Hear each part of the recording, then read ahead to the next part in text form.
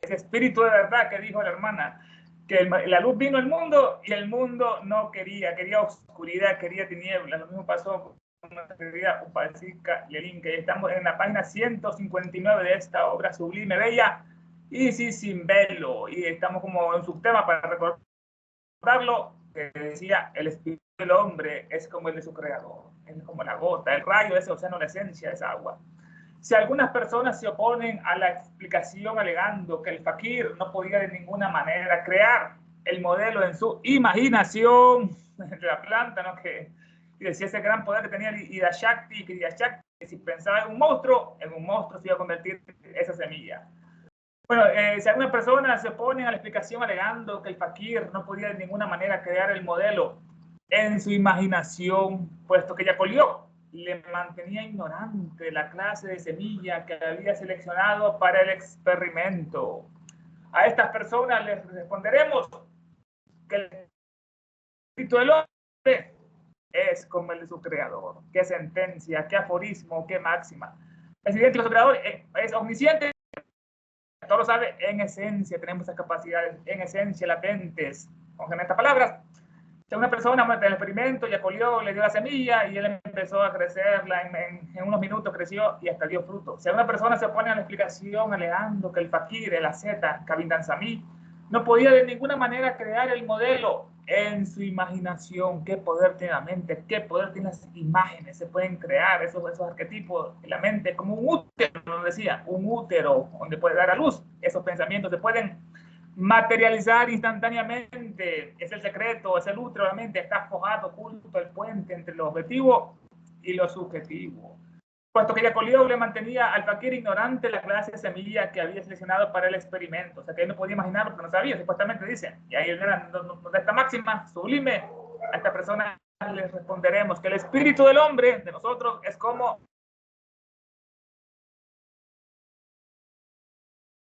la omnisciencia, que poder todo lo sabe, omnipotente todo lo puede y omnipresente está en todas partes, como la casa, como el Mahat, como el Alaya, como el Bababar. Esto que Yacolió lo hemos estudiado, fue un abogado, nació en 1837, francés, que trabajó como juez en la India y Tahití. Más tarde trabajó como escritor y conferenciante Yacolió. Vivió varios años en la India y otras zonas de Asia. Escribió muchos libros acerca de la cultura india, incluyendo un título muy poderoso, La leyenda, la sociedad secreta de los 9 desconocidos, 9, no nacen 9, como Luxor, otra sociedad secreta. Durante su tiempo en la India recolectó mitos sánscritos que más tarde los popularizó. Por ejemplo, la historia de las vírgenes, la de Bhakti, la madre de Krishna, que era virgen, como María, como Mahadeva, de Buda. También le escribió libros que popularizó como Personas y continentes desaparecidos, la Lemuria, Mu, la Atlántida. Afirmaba que había unas tabletas sánscritas de piedra que contaban la historia de un continente llamado Rutas, hundido en el océano. Rutas y Daitya. Ahí vivían los gigantes, según decían las tradiciones indas. Puesto que Yacolió le mantenía al fakir ignorante la clase de semilla que había seleccionado para el experimento. A estas personas que dudan, les responderemos con este aforismo que el espíritu es un rayo de ese sol, es una gota de ese océano, en esencia es H2O, que son millones de moléculas unidas. Dice Elena al principio de la obra, dice sin velo, ante el velo, darle al hombre que pregunte duda acerca del océano que nunca lo ha conocido, darle una gota de agua en su palma y así podrá inferir las mismas cualidades, pero millones de veces más poderosa la unión de esos océanos comparado con una gota de agua. Así que es como un rayo del sol, nuestro espíritu, el sol es el Dios poderoso y nuestro rayo es nuestro espíritu, un rayo, o es una gota de ese gran océano. A esta persona le responderemos que el espíritu del hombre es como el de su creador, omnisciente, todo lo sabe, omnipotente y omnipresente, en su esencia el espíritu omnisciente, que el espíritu humano es semejante al creador en omnisciencia, es la otra traducción, semejante por su omnisciencia, en esencia, qué máxima, qué aforismo, qué sentencia que nos regala Elena.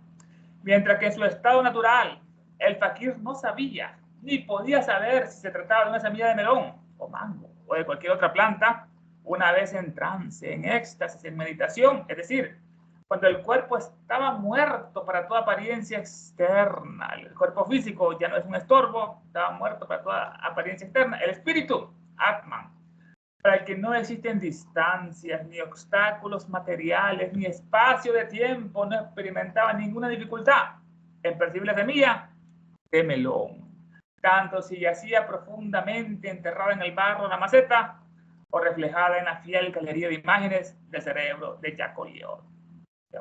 Analizar estas palabras.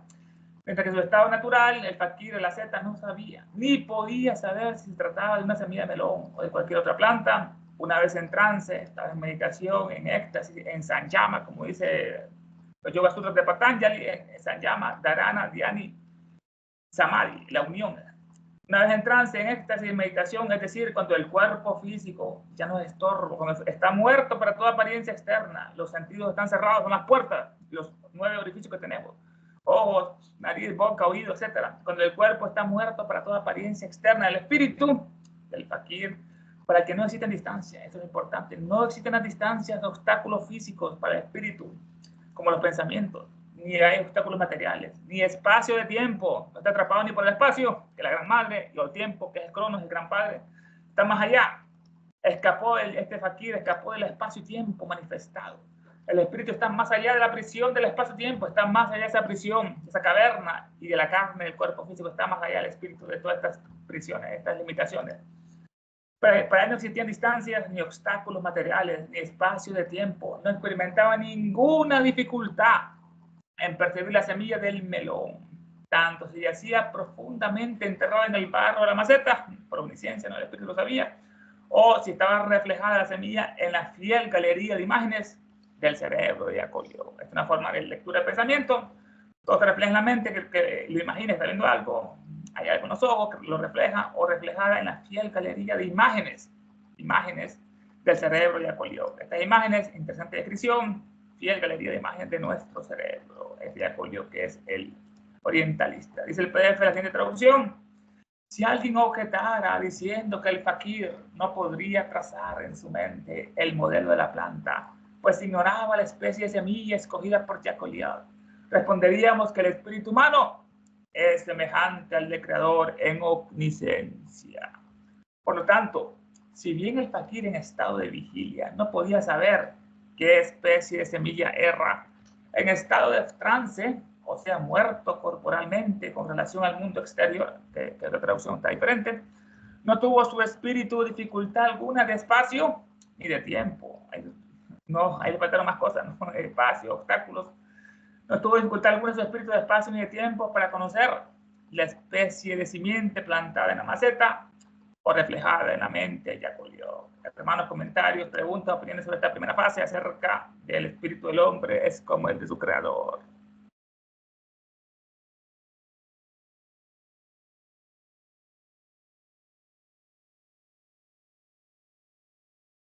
Sí, algo interesante que no, yo creo que no hay que dejarlo pasar cuando se dice de su creador omnisciente en su esencia.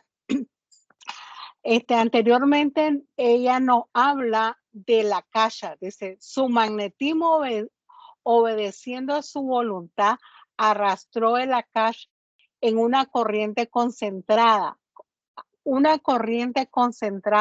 a través de la planta hacia sus manos.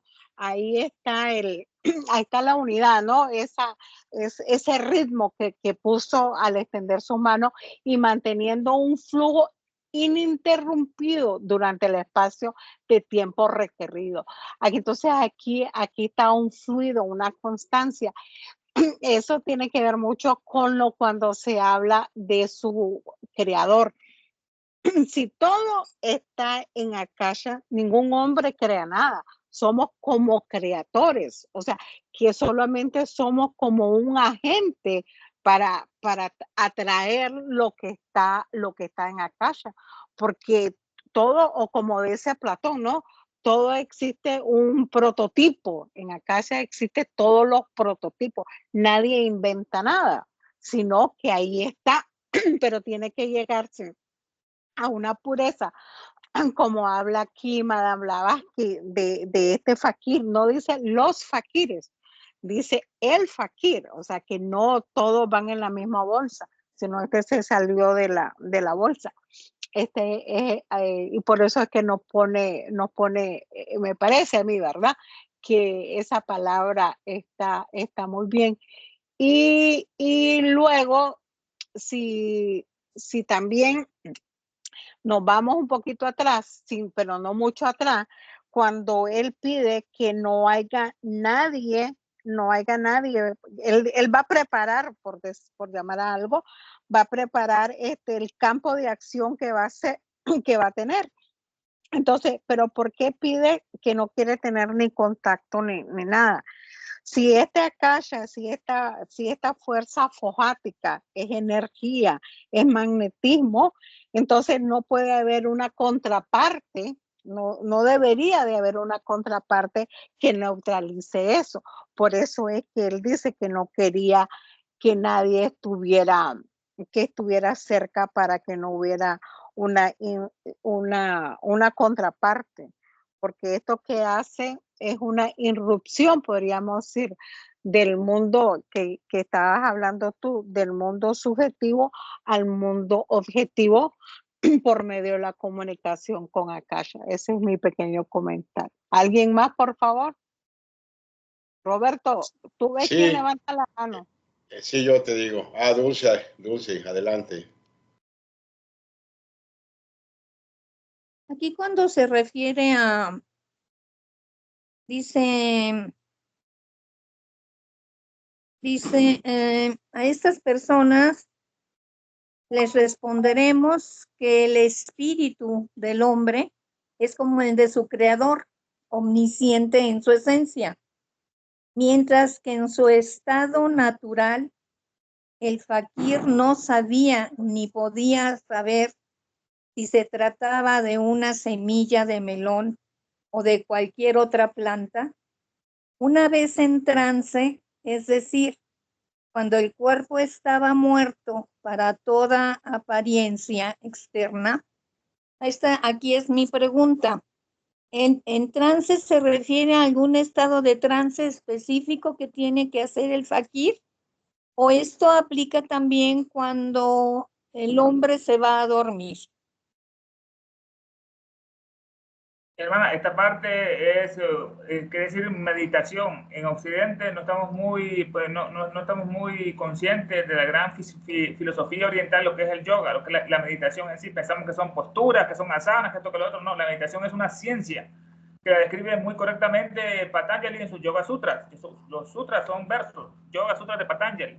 En esta parte me describe lo que es Sanyama, que ya es la parte ya mental, que son 8 pasos, ¿verdad? Para hacer yoga. Primero empiezan, llaman, que son lo que es la limpieza moral, ética, espiritual, decir la verdad siempre, no robar, cosas. Empieza con lo moral y termina con la mente, que son estas 3 actividades que estamos aquí en Occidente conocemos como éxtasis, trance o meditación, pero allá en Oriente son más específicas las palabras, se usan sanyama o dharana para concentración, para la contemplación es dhyani, y la última pues, es la unión con el objeto que está meditando, es samadhi, es la unión, meditación en este caso.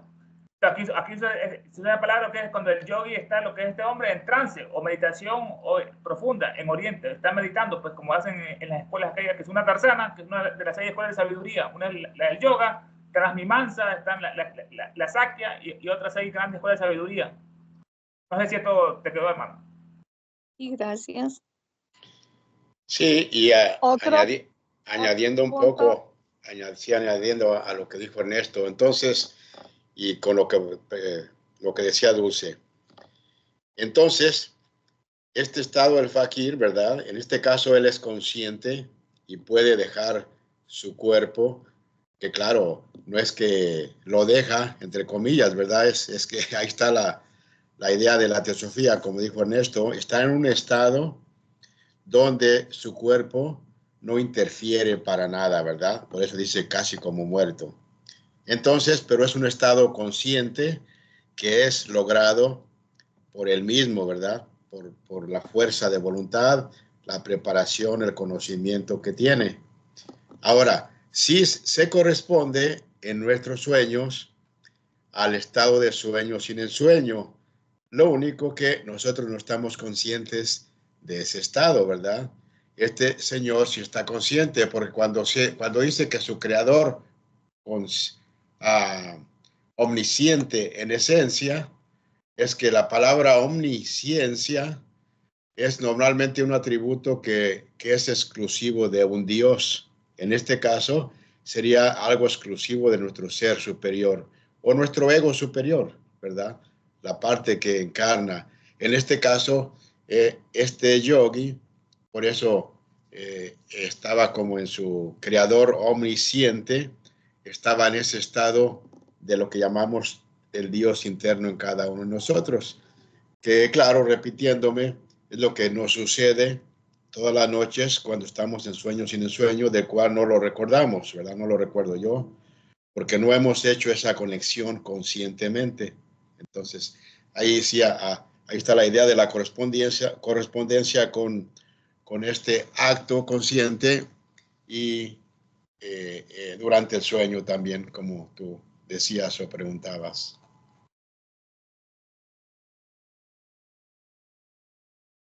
Fíjate que esta es la... Para otra parte de que se está diciendo de los sueños, es interesante porque cada noche los 6 principios superiores al cuerpo físico abandonan el cuerpo físico. Este se queda durmiendo ricamente en la cama, pero no somos conscientes de esa separación porque antes de todo nos invade el sueño. La naturaleza protege mucho al hombre contra las locuras, contra la ignorancia, contra la audacia, aún así, contra la avaricia. Su deseo de poseer al salir del cuerpo cada noche está presidido por el sueño.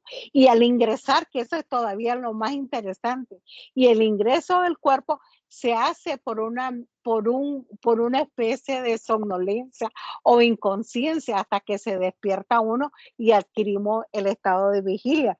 Por eso creo que en uno de lo que leímos anteriormente se dice que hay personas que si están dormidas y se lo despierta bruscamente, hasta loquito puede quedar.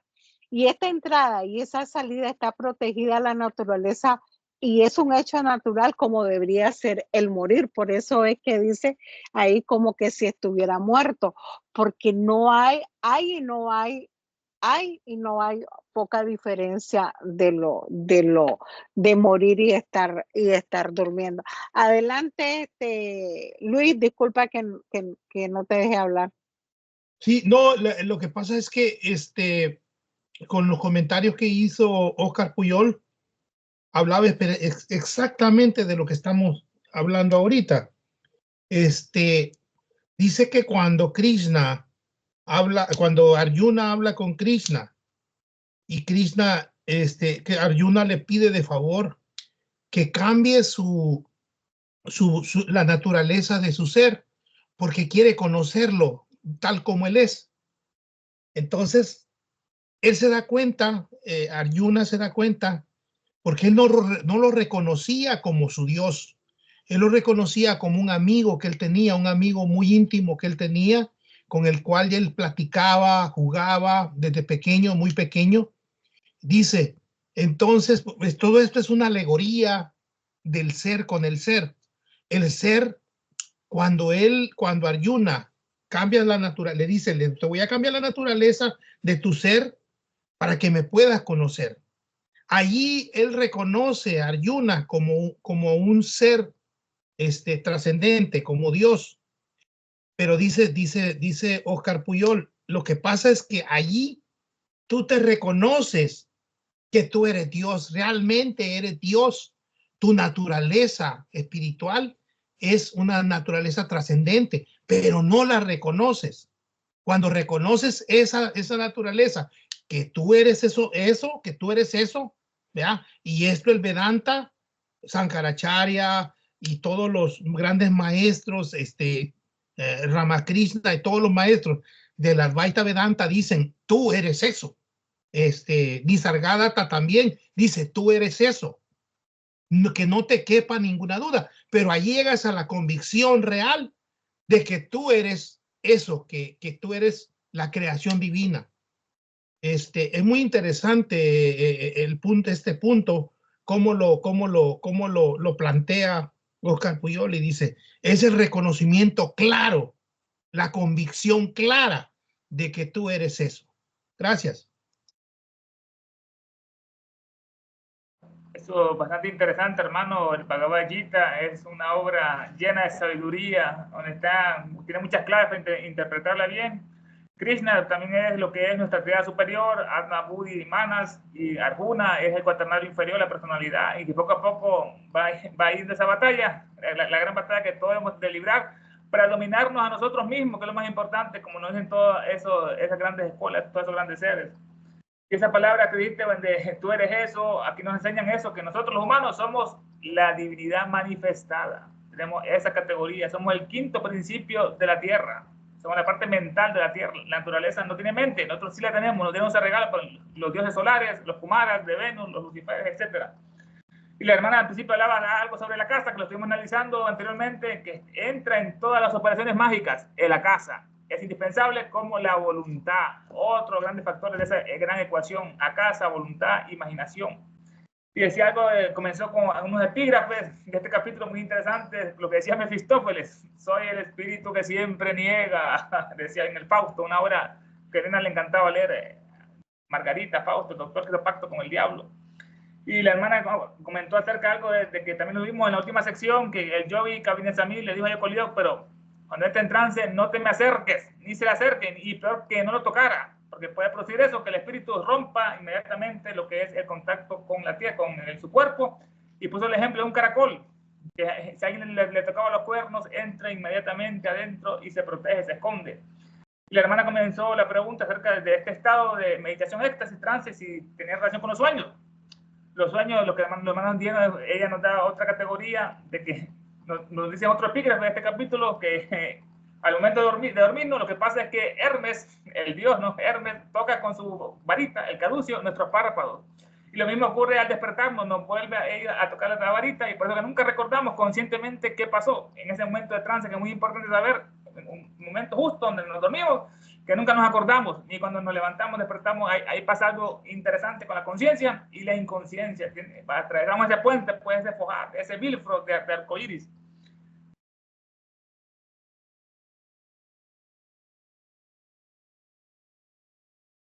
Ya me tocaste otro punto, Ernesto, pero existen escuelas, existen métodos para salir conscientemente, y hay una disciplina esotérica en que hay unas escuelas dignas, dice, que presume, pero hay que tener una preparación en el carácter y sobre todo en la pureza del individuo, para que ese tránsito que estamos hablando cotidiano, que se haga un estado de conciencia. Pero lo más importante es esto que viene, porque poder traer en el cerebro físico y en la memoria física los frutos de una experiencia que se ha tenido en un estado o en una esfera superior. Ese sería el fundamento, podríamos decir, o la meta de estos sueños, ¿no? Y así es que cuando es la conexión directa con aquellos adeptos, y creo, sí, en la clase del domingo se está viendo eso, que solamente uno puede subir a esa esfera, no los seres superiores a hacerlo bajar. No se puede, es uno que tiene que ir, pero con una fuerza de carácter, una preparación de carácter, y sobre todo con la pureza del individuo, que tiene que ir sin codicia, sin una épite, le dice, o sin nada, absolutamente nada de egoísmo, todo lo contrario, que sea para la ayuda a la humanidad entera. ¿Alguien más o seguimos leyendo, Ernesto? Mira, ya van a ser las 8. Sí, algo breve con lo que está diciendo de estos estados, que en otra parte le llaman estado o punto crítico, ¿verdad? De que no reconocemos ese punto de cuando pasamos de vigilia al sueño, o del sueño al sueño sin el sueño. Y las analogías son, por ejemplo, el hielo, cuando el hielo se convierte en agua, cuando el agua se convierte en vapor. El adepto conoce esos puntos críticos, ¿verdad? Entre medio del cambio de la materia. Entonces, y nosotros, por supuesto, este estudio es lo que nos lleva eventualmente a despertar gradualmente, conscientemente, y reconocer estos estados o puntos críticos que hay en todo este mundo manifestado, porque también podemos ver que en medio de cada principio hay un estado crítico, ¿verdad? Del físico al astral, del astral a prana, etcétera, etcétera, ¿verdad? Claro que todo está en coadunación, por eso, pero no en consustancialidad para nosotros, ¿verdad? Una vez que el adepto puede visualizar todo, entonces obviamente para él no hay barreras, aunque no se puede negar la consustancialidad, ¿verdad? Porque por eso es una frase muy elocuente y teosófica de que todo está en coadunación, pero no en consubstancialidad. La idea es de entonces despertar y estar consciente y poder ver a través de esos llamados puntos críticos. Gracias. Excelente comentario de la hermana acerca de esos métodos para lograr eso. Se requiere mucha pureza, es importante, la pureza, sin codicia, sin egoísmo, sin deseo, para lograr esos trámites, de hermana, vivir conscientemente el cuerpo astral. Y hermano habló de eso, del hielo, el agua y el vapor, esos son puntos críticos donde los principios se mezclan, el punto ese de ebullición, de transformación, de condensación, que en otra parte los hemos estudiado. Y entramos al subtema, hermano, los malabaristas hacen los mismos prodigios que el fakir. También los malabaristas, todos los pícaros. Dice, nuestras visiones, presagios y otros fenómenos psicológicos, todos ellos existentes en la naturaleza, corroboran el hecho mencionado anteriormente de la omnisciencia de nuestro espíritu. Estamos tratando, ¿cierto? Esto nos da un ejemplo de las visiones, las personas que son visionarias, que miran el futuro y lo narran porque su espíritu es omnisciente, por eso lo hacen. O los que tienen presagios, profecías o vaticinadores, lo mismo. Y otros fenómenos psicológicos, todos ellos existentes en la naturaleza, corroboran el hecho mencionado anteriormente de que nuestro espíritu es omnisciente como el del Creador. Por eso podemos emitir profecías, presagios, vaticinios, como hacía la pitonisa, etc. Anteriormente, hemos analizado eso, que el espíritu es una gota, ese enorme océano, que se fusiona la gota. ¿Acaso la gota desaparece dentro del océano o solo se individualiza y es su esencia? Es un rayo de luz de ese sol. Nuestro espíritu en su esencia es idéntico al del Creador, como vimos en el anterior subtema. Y ahora, tal vez podríamos enfrentarnos de una vez a otra objeción inminente, otra más, ¿no? Que no sabía que semilla era. Podríamos enfrentarnos ahora a una objeción inminente. Los malabaristas indios, estos son los ilusionistas, estos son los del otro sendero, el sendero malo, nos dirán, hacen lo mismo. Y también como el fakir, crece una semilla, ¿no? También estos malabaristas, ¿no? Que cobran dinero. Si podemos creer a los periódicos y las narraciones de los viajeros, nos da dos ejemplos, periódicos y narraciones de testigos que lo han presenciado, sin duda, así es. Y además, estos malabaristas ambulantes no son puros, lo que se le llaman la pureza, no son puros de sus modos de vida, ni son considerados santos por nadie, ni por los extranjeros, ni por su propia gente. Imagínense esto, entramos en este tema, los malabaristas hacen lo mismo, prodigios. Pero tal vez podríamos enfrentarnos una vez a una objeción inminente. Los malabaristas indios, estos vienen que hacen malabares, ¿no? Malabar, el origen de la palabra, es una región al sur de la India, Malabar se llama, en donde abundan estas personas con estas habilidades y destrezas para hacer malabares. En la palabra malabar, hacen malabaristas, pues estas personas son especialistas en hacer malabares, que vienen de Malabar.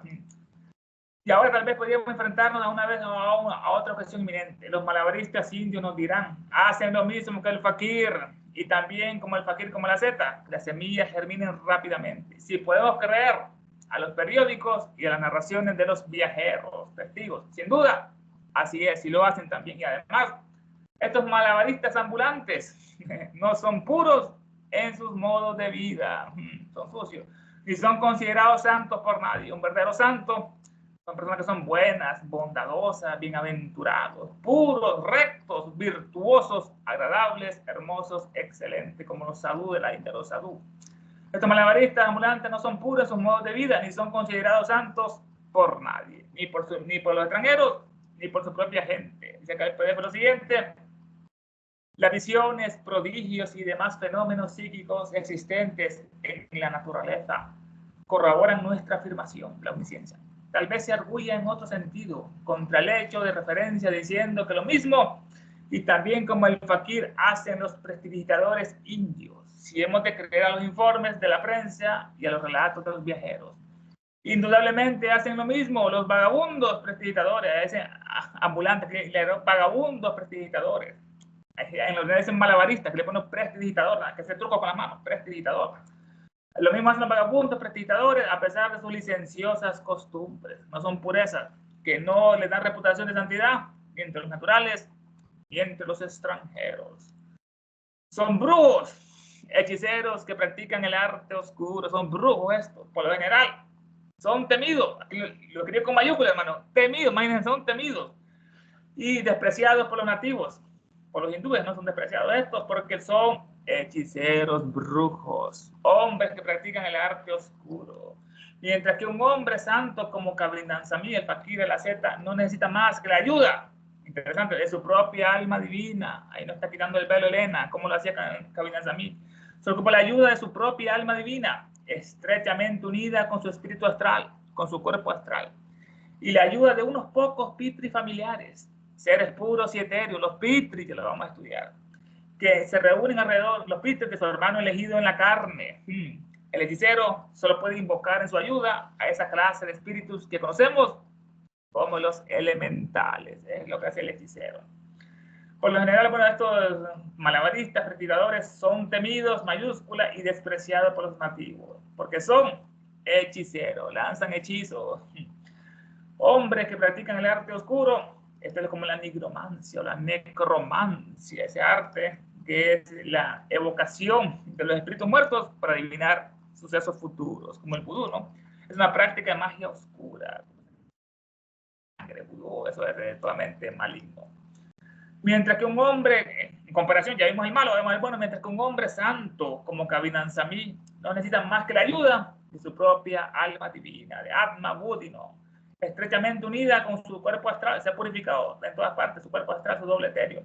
Y además, bueno, se ocupa la ayuda de su alma divina y la ayuda de unos pocos pitris familiares. Los pitris, Elena lo profundiza más en la secreta, que no los pitris son los padres de la raza humana, los padres, los antecesores lunares humanos, antes del planeta habitado de la luna, hasta que llegó su apocalipsis, estallaron todos los volcanes y quemaron la luna, por eso tienen la apariencia de cenizas, cenicienta la luna, por un apocalipsis allá de volcanes. Bueno, ahí los que vivían eran los antecesores lunares, dicen que nosotros, nuestra mónada, eran en esa cadena lunar, éramos animales, imagínense, y los maestros eran de esa categoría, eran humanos en la luna y ya están ahora en un nivel superior en esta tierra. Los antecesores lunares, los pitris, son los antecesores o creadores de la humanidad. Son regentes lunares, los regentes, los que rigen allá. Después nos da que hay varias clases, los pitris parichat y los pitris superiores, que son los anisbata, los que poseen el fuego, la mente, y los que vieron solamente el cuaternario. Así que este yogi se basa para hacer esos experimentos de la que la semilla germina con la ayuda de su propio espíritu y la ayuda de unos pocos pitris familiares, seres puros, los pitris puros y etéricos. De esta categoría son etéricos, están hechos los pitris de éter, el quinto elemento, el éter, que lo hemos visto en otras partes, son figuras etéricas. Son etéricos. Que se reúnen estos pitris alrededor de su hermano elegido en carne. Este fakir en este caso, no, que se ganó esa amistad por su pureza. En cambio, el hechicero, como estos magos, prestidigitadores, solo pueden invocar es pedir ayuda a algún espíritu, una invocación. La evocación es cuando se materializa, la diferencia entre invocación y evocación. El hechicero solo puede invocar a su ayuda a esa clase de espíritus que conocemos como los elementales, espíritus de los elementos, criaturas desarrolladas en los 4 reinos o elementos, de la tierra los nocmos, de las aguas las ondinas, del viento los silfos y los fuegos las salamandras.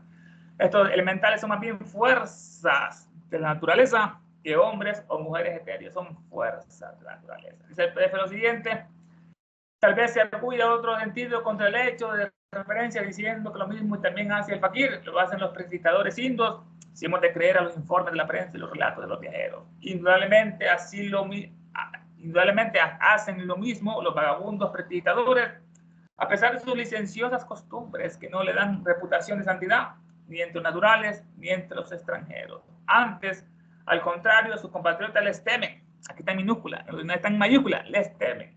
Y menosprecian porque los miran como brujos y nigrománticos. Pero estos llaman en su auxilio a los espíritus elementales. Esto es lo malo, ¿no?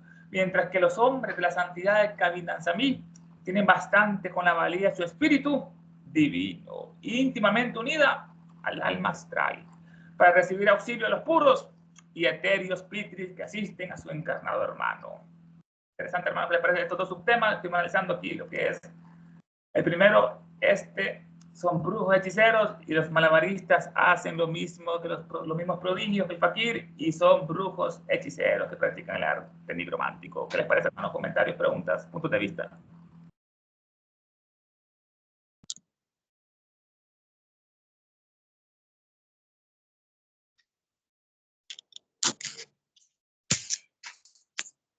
Ha cerrado el micrófono.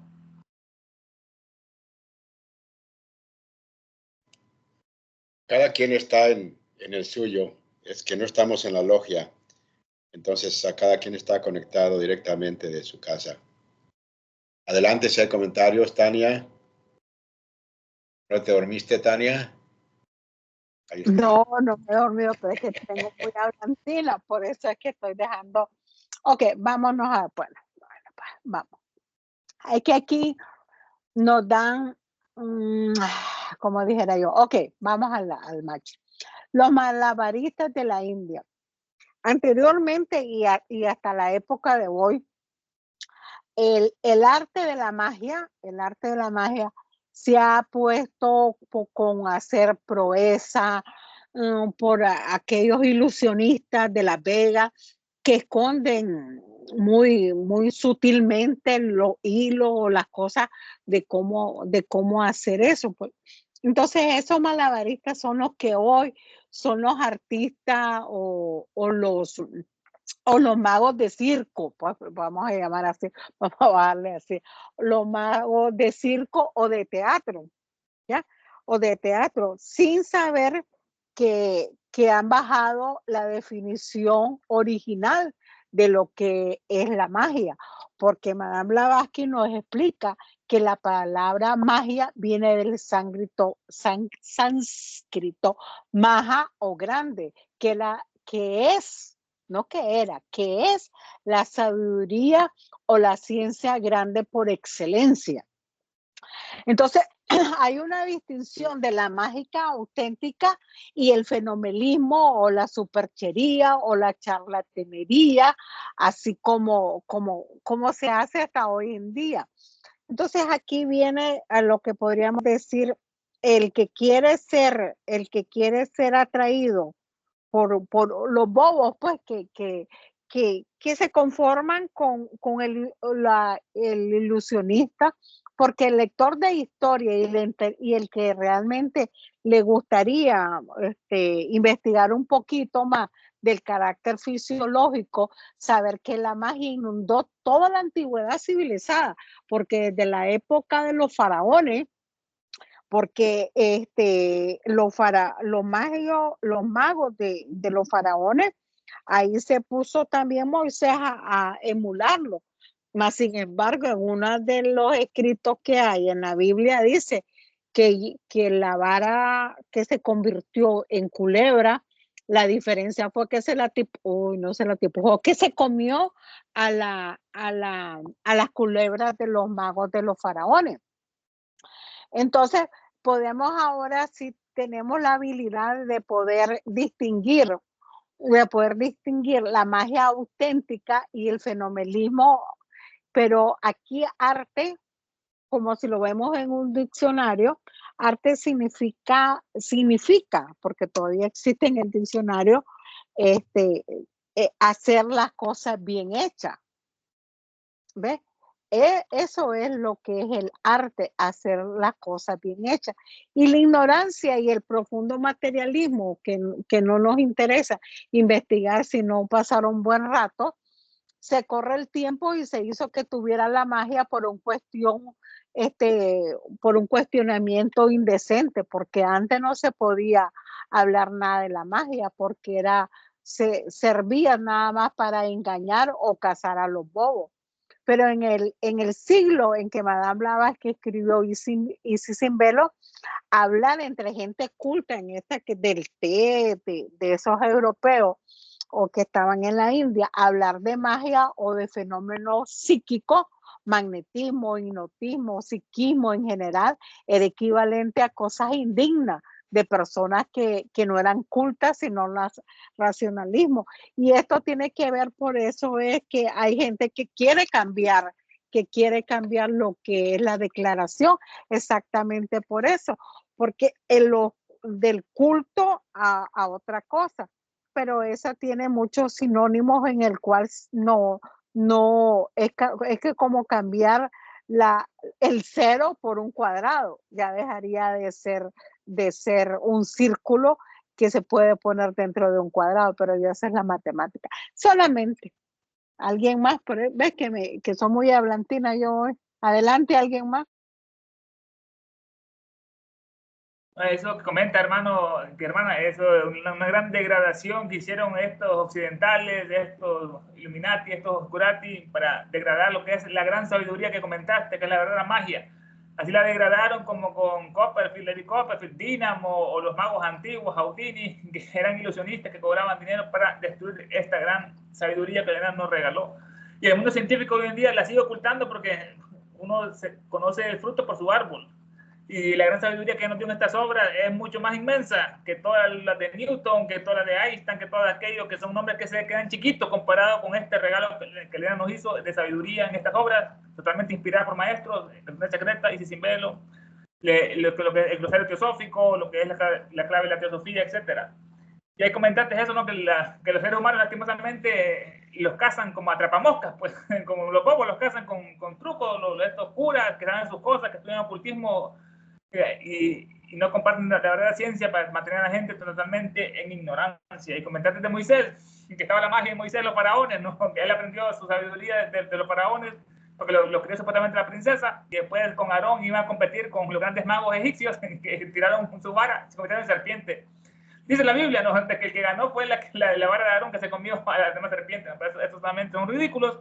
Sabemos que Elena nos explica que Moisés no existió. Moisés es un invento judío de Baco y de Sargón, otros grandes héroes, dioses de otras civilizaciones. Hicieron lo mismo, partieron el mar, convirtieron el agua en sangre, lucharon contra un rey, subieron al monte Nisa, se aparece a Sinaí, etc. Dulce, adelante. Bueno, me quedo realmente sorprendida a la lectura que habla de que en el caso de los Kavidasami, con la valía de su espíritu divino íntimamente unido al alma astral para recibir auxilio de los puros y etéreos pitris que asisten a su encarnado hermano. Es decir, que quienes trabajan en el lado más bajo reciben ayuda de los elementales y los que están en la parte alta de los pitris, pero finalmente ambos son asistidos, ¿no? Según entendí en la lectura. Bueno, aquí hay que tener en mente que Kavindasamy es este fakir que ha purificado, por supuesto, su mente, ¿no? Porque el cuerpo va a responder a la mente de nosotros. Hay que purificar la mente. Entonces, él, en este caso, interesante, qué bueno que mencionaste esto de Pitris, ¿verdad? Porque Ernesto mencionó la clase de Pitris solares y la clase de Pitris lunares. Entonces, obviamente, a este ser lo asistían estos poderes, que le podemos llamar Pitris, superiores, ¿verdad? Agnishwata, lo que tiene que ver con el fuego, con la sabiduría. Entonces, si era asistido por otros Pitris, no sé, en este caso, ¿verdad? Porque también hay otra parte donde Blavatsky nos dice que hay que tener cuidado con cierta clase de Pitris, ¿verdad? Que tal vez se refiera a los que tienen que ver con la forma. Si todo esto lo relacionamos con la Constitución septenaria, ¿verdad? Tenemos el cuaternario y el 3. Hay Pitris que tienen que ver con el cuaternario y hay Pitris que tienen que ver con almas budimanas, los Agnishwatas o los Pitris solares. Me imagino que este señor teniendo ya toda su purificación, no dependiendo nada de la forma ni del cuerpo, era asistido, obviamente, por los pitris, diríamos en este caso solares, porque si ya anteriormente se habló de que él tenía esta conexión con su creador omnisciente en esencia, ¿verdad? Entonces se habla de una conexión con la parte nuestra, con la naturaleza superior de nosotros, diríamos. Y ahí se mira la diferencia, hermana, como Elena la describe, la ayuda que reciben, que tanto los del lado oscuro, la izquierda, como los del otro, los buenos. En ese caso, hace la comparación de que como este fakir está totalmente puro, solamente hace estos fenómenos que le hacen crezca rápidamente solamente con la pureza de su propio espíritu, íntimamente unido a su cuerpo astral. Esa es una. O la segunda es que también lo hace con la ayuda de esos pitris que comentó el hermano, que hay de varias categorías. Están los pitri parichat, que son los inferiores, los lunares, y los otros anishbata, que poseen el fuego sagrado de la mente, que fue el regalo que nos dieron. Entonces los otros, los que son estos de la magia pura, ellos son esclavos de elementales o elementarios, mientras que los adeptos o estos yogis puros, ellos son dueños de su voluntad y tienen a su servicio todas estas fuerzas inferiores de los elementales. Y más o menos esto tiene que ver con el siguiente título, hermana, que más estoy ahorita, los Kiplos, demonios moradores del cuarto mundo. ¿Qué son los Kiplos? Dice, lo semejante atrae a lo semejante. Tremenda respuesta, ¿no? Lo semejante atrae a lo semejante. Y la avaricia por el dinero. Los propósitos impuros y las opiniones egoístas no pueden atraer a otros espíritus que aquellos que los cabalistas hebreos conocen como los Kiplos, moradores de Asia, el cuarto mundo, y los magos orientales los conocen como los afrites, o espíritus elementarios del error, o los des. Ya vamos a pronunciar estas palabras. Nos da otra ley universal, Elena. Lo semejante solo atrae a lo semejante. Es una ley universal. Lo que uno piensa, eso atrae. Y nos da estas características que hemos comentado anteriormente: la avaricia, la codicia por el dinero, número uno, un gran obstáculo; los propósitos impuros, los deseos, los propósitos impuros, el kama, y otras opiniones egoístas, que son tres, ¿no? Como la ignorancia, y las opiniones egoístas no pueden atraer a otros espíritus que aquellos que los cabalistas hebreos llaman los Kiplos, moradores de Asia. Estos Kiplos son literalmente cascarones o envolturas vacías. Término usado en la cábala en varios sentidos. Número uno, estos son los malos espíritus o los demonios que conocemos en Occidente, mal espíritu, demonio, los Kiplos. Número dos, también son los cascarones o envolturas de los seres humanos difuntos, no el cuerpo físico, que es el que entierran o el que queman, sino los restos de su personalidad que sobrevivieron y vienen a la segunda muerte. Después de haber salido el espíritu, y también estos Kiplos son los elementarios de algunos autores, que son los espíritus malignos, los elementarios, los Kiplos. Lo semejante trae lo semejante, y la avaricia por el dinero, los propósitos impuros y las opiniones egoístas no pueden atraer a otros espíritus que aquellos que los cabalistas hebreos conocen como los Kiplos, moradores del Asia, el cuarto mundo. ¿Cuál es ese cuarto mundo? La cadena planetaria tiene 7, ¿no? ¿Cuál es este cuarto mundo? Es la octava esfera. Es una pregunta. ¿Es esta la octava esfera? Esta octava esfera, nos dice ella, donde las personalidades que por sus continuadas malas obras se desvían constantemente del camino en la recta evolución, pueden verse separadas del origen de su ser y pasar a una región conocida como la octava esfera, para ser allí desintegrados y resueltos en sus elementos cósmicos. Son destruidos estos que se portan mal. Dice ella que en la doctrina secreta se reveló algo sobre este misterio de la octava esfera, el cuarto mundo. Y los magos orientales conocen estos espíritus como los nombres de los afrites. Estos afrites, un término arábigo, que es el demonio o genio malo, dotado de gran poder, un demonio, pues como Jehová o como Alá. Y los magos orientales los llaman como los afrites o espíritus elementarios del error. Estos elementarios son almas desencarnadas, las personas depravadas, son las almas, ¿no? que salieron de la muerte, almas desencarnadas de las personas depravadas. Estas almas, algún tiempo antes de la muerte, separaron de sí mismas su respectivo espíritu divino, perdiendo de esta forma las posibilidades de inmortalidad. O sea, ya antes de morir se vuelven desalmados, pierden el alma, desalmados. Eran en vida unos desalmados, como estaba llena Nueva York cuando Elena llegó a buscar que los maestros la enviaron a buscar a su ayudante para hacer esta sociedad. Dice que estaba llena de desalmados Nueva York y que ya quedó Elena asustada de mirar tantos desalmados en las calles. Imagínense, hermanos, en 1800 eso. No digamos hoy en día cómo está lleno de zombies que usan fentanilo, que procedente de China, que lo descerebran así. Imagínense cómo estaba en esa parte en Nueva York. Y entramos a una, hermano, bueno, dice acá el PDF lo siguiente. Cada ser atrae a su semejante. Es la ley, ¿no? Lo similar trae lo similar. Y la sed de riquezas, la codicia, ¿no?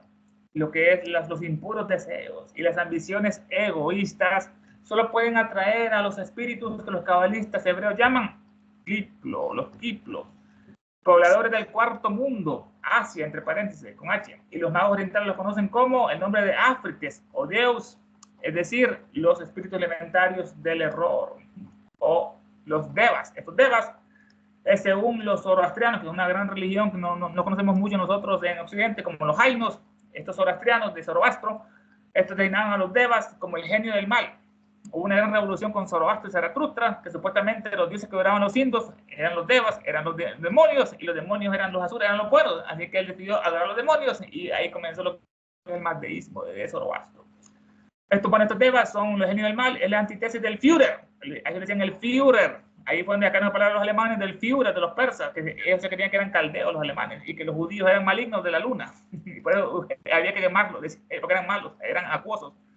El antítesis del Führer son los 7 ministros de Irán. Irán es el diablo de los zoroastrianos. Los 7 ministros tenía.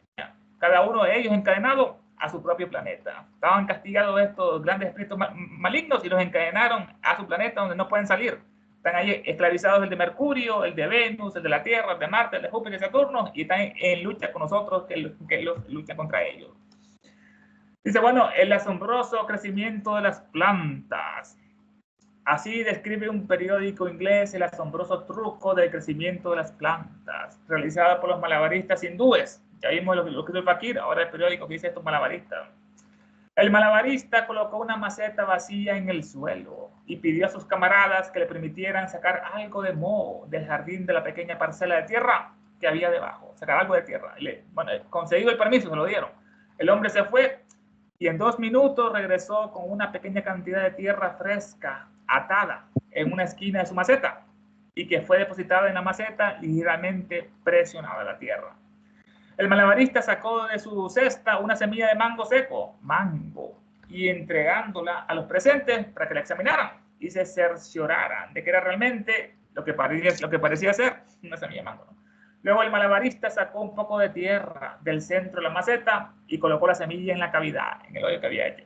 Entonces removió ligeramente la tierra sobre ella y tras verter un poco de agua sobre la superficie ocultó la maceta por medio de una sábana colocada sobre un pequeño triángulo. Tenía un triángulo, la sábana, muy interesante, la Trinidad, no el triángulo. Y ahora, en medio de un coro de voces y un de acompañamiento del ratatatán del tambor, la semilla germinó. Enseguida se apartó una sección de la tela y dejó a la vista el tierno brote caracterizado por 2 hojas largas de un color marrón negruzco.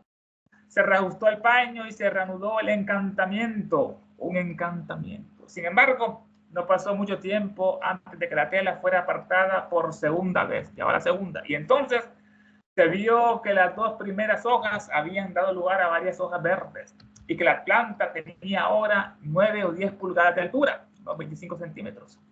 Una tercera vez el follaje era mucho más espeso al levantar la sábana. El arbolito medía entre 13 y 14 pulgadas de altura, 35 centímetros, he decidido rápidamente, mágicamente. Y una cuarta vez, la última, y el pequeño árbol en miniatura, ahora de unas 18 pulgadas de altura, tenía 10 o 12 mangos ya de tamaño de nueces colgando en sus ramas. Finalmente, después de transcurrido 3 o 4 minutos, se quitó por completo la tela y se arrancó la fruta, que tenía el tamaño perfecto, aunque no estaban maduras, y se las entregó a los espectadores. Al probarlas, se descubrió que estaban a punto de madurar, ya que era dulcemente ácida. Imagínense. Dice el PDF lo siguiente: cada ser atrae a su semejante, y la sed de riqueza, los impuros deseos y las ambiciones egoístas solo pueden atraer a los espíritus de los cabalistas hebreos llamados Kiplo, pobladores del cuarto mundo, Asia, y los magos orientales designaban con el nombre de Afriques o Deus, es decir, los espíritus elementarios del error. Oigamos cómo describe un periódico inglés la prodigiosa suerte del rápido crecimiento de una planta llevada a cabo por los predicadores indios. Dice el periódico: El prestidigitador colocó en el suelo una maceta vacía y pidió permiso para que su secretario fuese a buscar tierra del jardín. En el original fue el mismo, no fue su secretario, está diferente. Volvió a poco el secretario con una porción de tierra envuelta en la punta de su capote, que puso en el tiesto, en la maceta, comprimiéndola ligeramente. Tomó entonces una pepita de mango y después de enseñarla a los circunstantes, la plantó en el tiesto, cubriéndola cuidadosamente de tierra y regándola con un poco de agua. Hecho esto, tapó el tiesto con un lienzo tendido sobre un pequeño triángulo. Y al poco rato, entre voceríos y redobles del tambor, germinó la simiente. Según pudieron ver los circunstantes al recorrer el lienzo, notando que habían brotado 2 hojas de color gris oscuro. Vuelta a tapar la maceta con la sábana y levantada por segunda vez al cabo de poco, vieron todos que a las 2 primeras hojas habían sucedido varias otras de color verde, de unos 25 centímetros de alto. La tercera vez apareció la planta con más frondoso follaje hasta doble de altura, y a la cuarta operación llevada ya pendiente de sus ramas una docena de mangos, tamaños como nueces, con altura total de 45 centímetros. Al destapar por última vez la maceta, aparecieron los frutos en completo desarrollo y cercanos a la madurez, pues muchos espectadores probaron su sabor agridulce. Estos son los encantamientos, hermanos, la palabra, viene el encantamiento. Dice que son ciertas fórmulas o combinaciones de palabras, en verso o en prosa, pronunciadas o escritas que se utilizan para producir efectos extraordinarios y maravillosos, los encantamientos, como ocurrió con las sirenas, que encantaban a los marinos para devorarlos. Estuvimos analizando con Odiseo. Odiseo dio un plan para escuchar los cantos de sirena, los cantos. Les colocó cera en los oídos a los marinos e hizo que los atasen a él en el mastil y diciéndoles que no lo quitaran las cuerdas hasta que escuchara ese canto y se fuera. Hermanos, ¿qué les parece estos subtemas? Hermanos, vimos aquí lo que es el asombroso crecimiento de las plantas y los Kipló, demonios moradores del cuarto mundo. Comentarios, preguntas son bienvenidos, hermanos.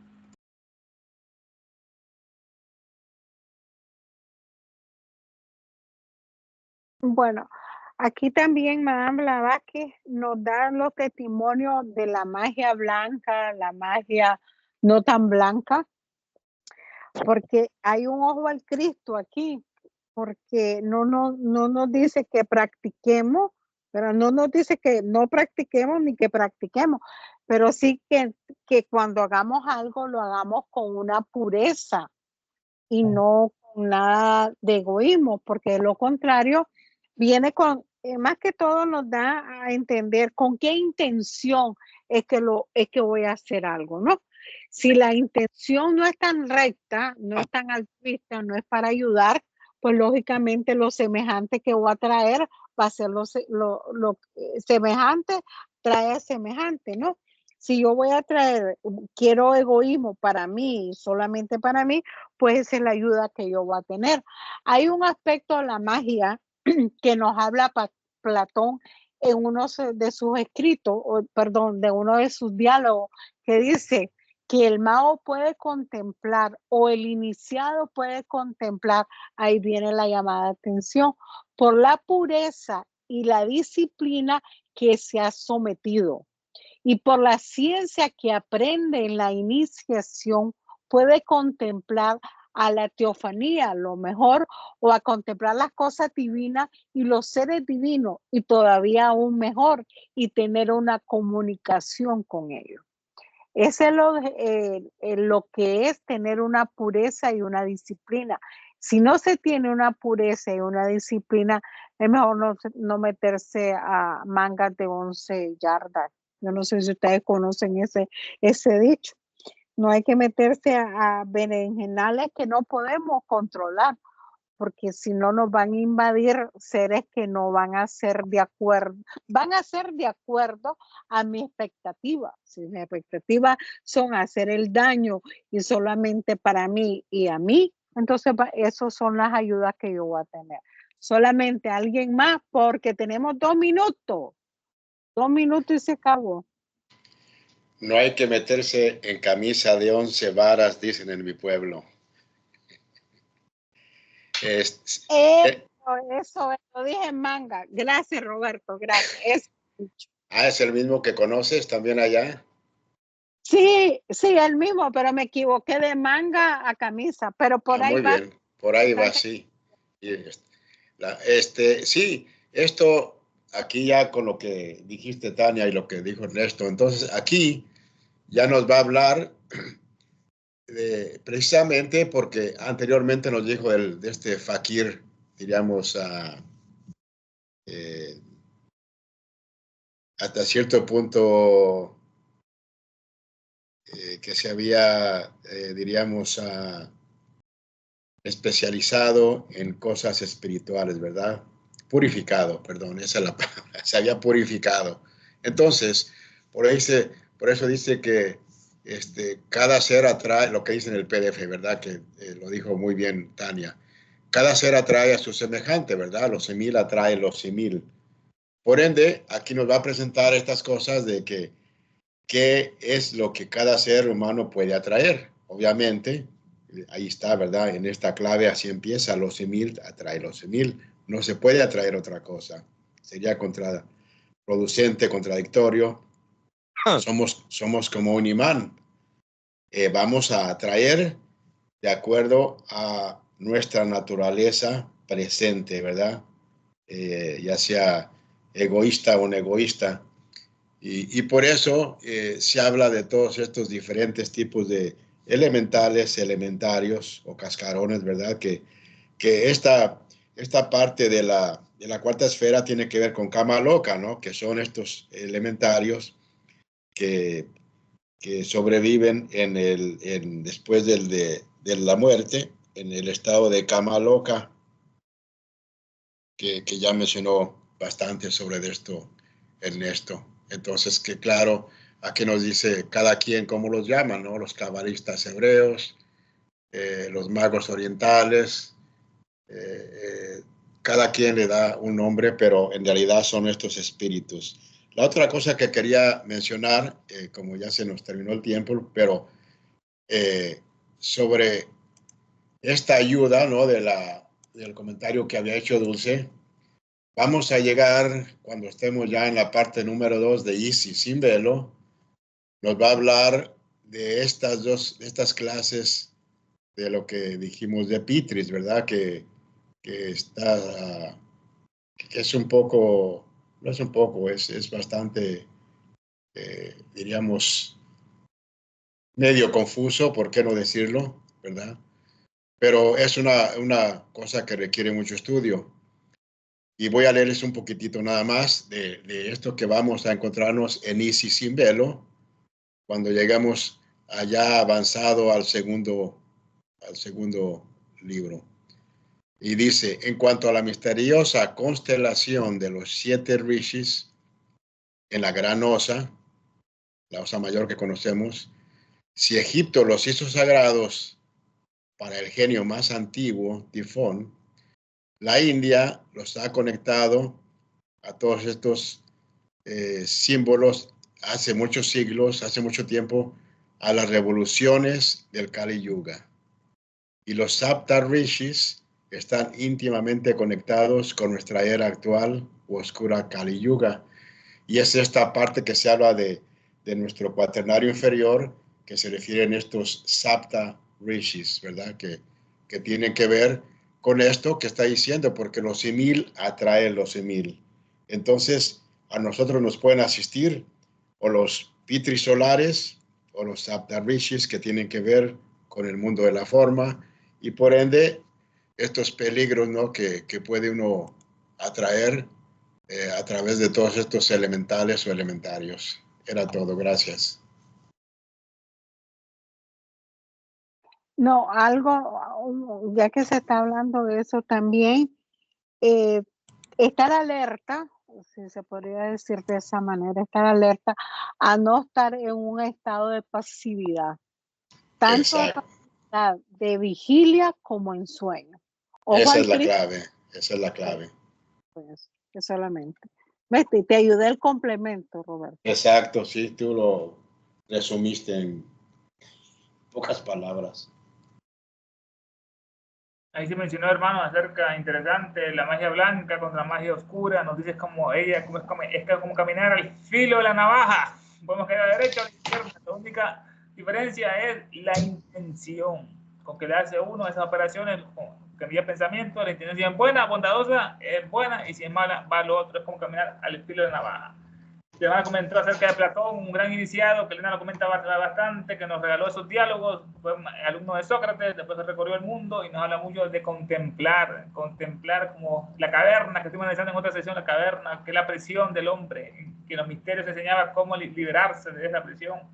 Y comentaba además que se ocupa importante, la pureza, eso en todas partes, en la India, los Yoga Sutras, se habla de la pureza, se habla de la disciplina que también se debe someterse de la persona, que quiere el aspirante, y esas teofanías, que son manifestaciones divinas, las teofanías. Y el hermano habló acerca del Kama Loka.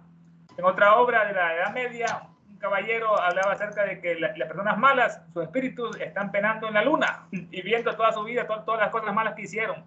Y Elena lo comenta diciendo que así es, eso es el Kama Loka, son estados de conciencia, donde van los malos, Kama Loka, Loka es lugar, Kama es el deseo, y el otro es el Devachan, el paraíso, lo conocemos en esta parte. Y sobre los Richis, Elena habla mucho de los Richis, que están en la Osa Mayor, en la Oficina Secreta, estos Richis sagrados, que son la constelación, está ahí lo que es señalando a la estrella polar Polaris, que cambia cada 25.000 años. Antes estaban en Draco, en el dragón, y después pasó a otra, y están ahí en esas constelaciones, las Acta Richis.